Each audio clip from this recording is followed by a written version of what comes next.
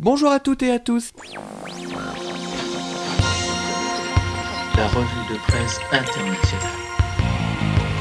La revue de presse internationale. La revue de presse internationale.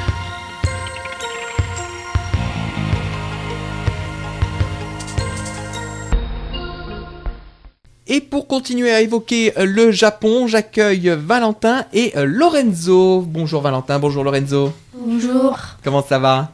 Bien. Alors Valentin, je crois que c'est toi qui commence puisqu'on va parler maintenant des sports qui sont pratiqués au Japon. On a évoqué le sumo la semaine dernière, mais il y a d'autres sports. Eh ben on t'écoute Valentin. Les principaux sports, de très nombreux sports sont pratiqués au Japon.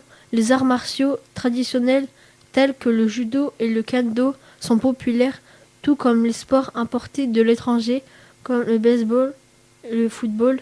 Beaucoup de Japonais font de la plongée ou du surf en été, et du ski et du snowboard en hiver. Donc Lorenzo, toi tu vas nous parler du baseball. Le baseball est l'un des sports qui passionne le plus le public japonais. Le baseball amateur est également populaire et beaucoup d'élèves sont inscrits dans des ligues locales ou dans des clubs scolaires. Le football professionnel japonaise, la J-League en 1993, le football a de plus en plus de supporters. Les arts martiaux traditionnels tels que le judo, le kendo, le karaté et l'akindo ont un énorme succès au Japon grâce à la passion qui anime ceux qui les pratiquent. D'accord, et ben écoutez, merci les garçons de nous avoir proposé les principaux sports au Japon.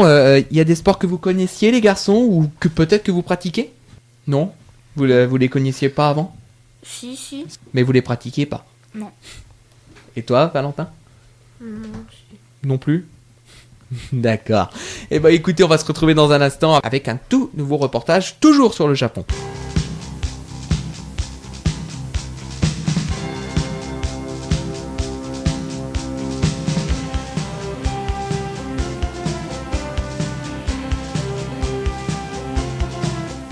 Je suis maintenant en compagnie de Maëlys. Bonjour Maëlys. Bonjour, Comment ça va ? ça va bien. Alors tu vas nous parler pour toi de l'habillement au Japon. Eh ben on t'écoute. L'habillement. Le kimono est l'habit traditionnel du Japon. Les kimonos, généralement en soie, ont des manches amples et descendent des épaules jusqu'aux talons. Ils sont ornés d'une large ceinture appelée obi. Les kimonos ne se portent que pour les grandes occasions comme la fête de Shigozan, les mariages ou les cérémonies de remise des diplômes. Comparé aux vêtements accidentaux, les kimonos limitent les mouvements, il faut plus de temps pour les mettre. Cependant, en été, les enfants et les jeunes portent un kimono plus pratique, léger, informel, appelé yukata. À l'occasion des fêtes, feux d'artifice et pour autres événements importants, mais au quotidien, les jeunes ont tendance à préférer des vêtements plus confortables, t-shirts, jeans, polo et survêtements. Et ben voilà, on a découvert effectivement les habits utilisés au Japon avec justement les kimonos. Alors les kimonos, on les connaît plus avec le judo, hein, justement. Mais là c'est vrai qu'on voit que les kimonos sont utilisés également pour l'habillement. Et ben merci Maëlys de nous avoir fait découvrir l'habillement au Japon. Et puis bonne journée à toi. Merci.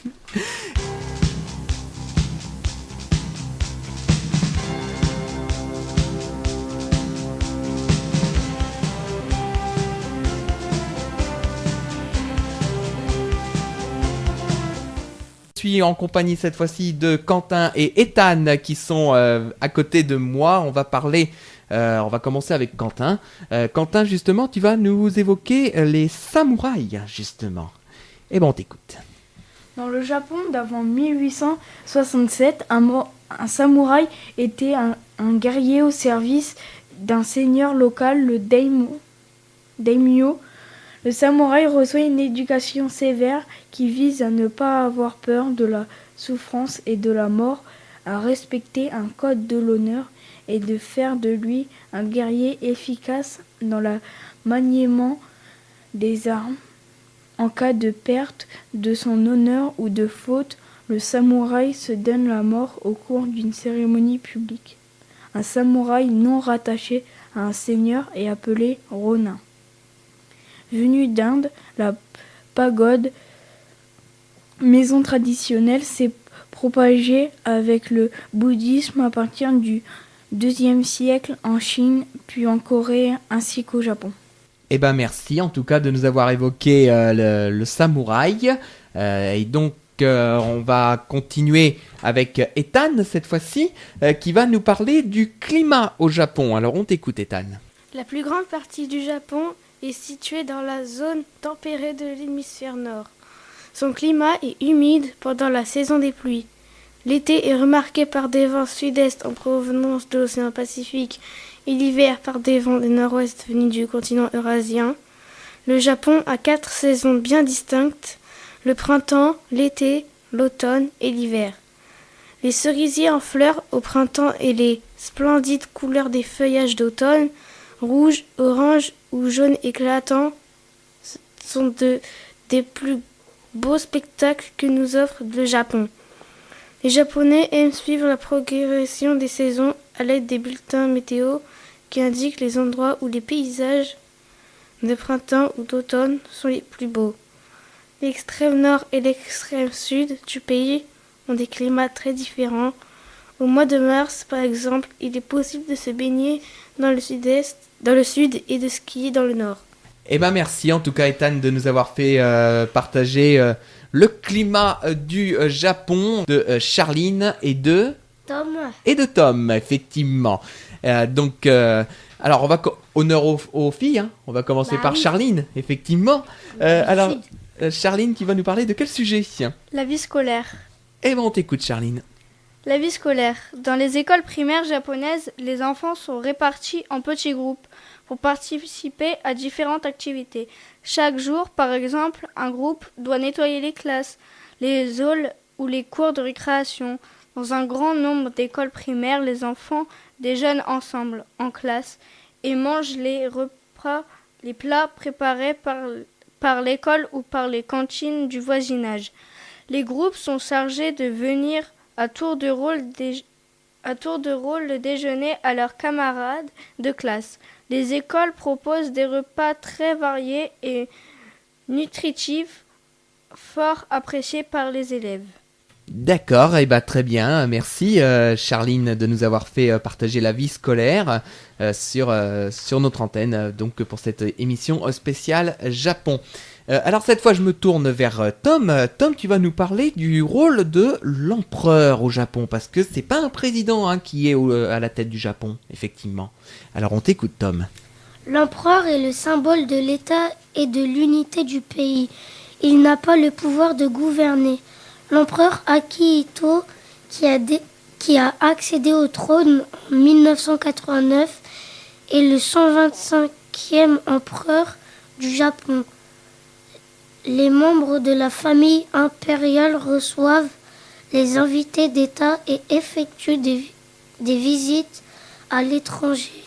Grâce, entre autres, à ces activités, il joue un rôle important dans la promotion de l'amitié internationale. Les membres de la famille impériale entretiennent des relations étroites avec le peuple grâce à leur participation régulière à divers événements qui se tiennent dans le pays et à leurs nombreuses visites à des institutions, dont celles pour personnes handicapées ou âgées. Les Japonais ont beaucoup de respect pour eux. Eh ben en tout cas, merci Tom de nous avoir fait partager justement le rôle de l'empereur et le rôle de la famille impériale japonaise, qui donc a un rôle très important au Japon, effectivement. Et puis on va continuer dans quelques instants avec le dernier reportage de cette émission.